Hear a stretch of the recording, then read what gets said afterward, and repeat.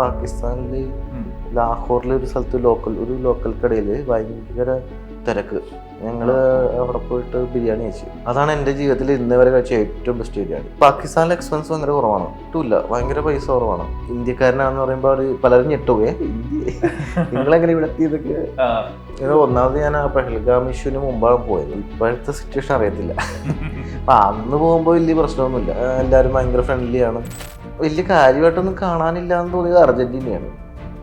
കുറെ എന്തൊക്കെ ഉണ്ട്, പക്ഷേ എനിക്ക് അങ്ങനെ ഭയങ്കര ഇൻട്രസ്റ്റിംഗ് ആയിട്ട് തോന്നാത്തൊരു രാജ്യമാണ്. അങ്ങനെ അവിടെ വെച്ച് എന്റെ ഫോണും പോയി. ഫോണും പോയോ? ആ, അത് തട്ടിപ്പറിച്ചുണ്ടായി, കയ്യിൽ നിന്ന് തട്ടിപ്പറിച്ചുണ്ടായി. ഏറ്റവും കൂടുതൽ സുന്ദരിമാരുള്ള രാജ്യം ഏതാ? അങ്ങനെ ചോദിച്ചാൽ വലിയ പാടായിരിക്കും. കുറെ ഉണ്ട്. പാകിസ്ഥാനിലെ നല്ല സുന്ദരിമാരുണ്ട്, കാശ്മീരിലെ കാണാൻ നല്ല സുന്ദരിയായിട്ടുള്ള സ്ത്രീകളുള്ള സ്ഥലമാണെന്ന് കേട്ടിട്ടുണ്ടെങ്കിൽ അതുപോലെ തന്നെ അപ്പുറത്ത്. ഏറ്റവും കൂടുതലും ഹോം സിക്നെസ് ഫീൽ ചെയ്തൊരു കൺട്രി ഏതാണ്? അങ്ങനെ ചോദിച്ചാല് ഇപ്പൊ കല്യാണത്തിന് ശേഷം ഇത്തിരി കൂടിയിട്ടുണ്ട്. ഇപ്പൊ എൻ്റെ ഈ പ്രോസസ്സ് തന്നെ ഏതാണ്ട് 8-7 വർഷത്തോളം എടുത്തിട്ടാണ് ഞാനിപ്പോ ഇത്രയും രാജ്യങ്ങൾ തന്നെ പോകുന്നത്. എൻ്റെ കയ്യിൽ ഇപ്പൊ ഒരു 10,000 രൂപ ഉള്ളെങ്കിൽ ഞാൻ 5,000 രൂപക്ക് ബഡ്ജറ്റ് വരുന്ന ട്രിപ്പ് പോകും.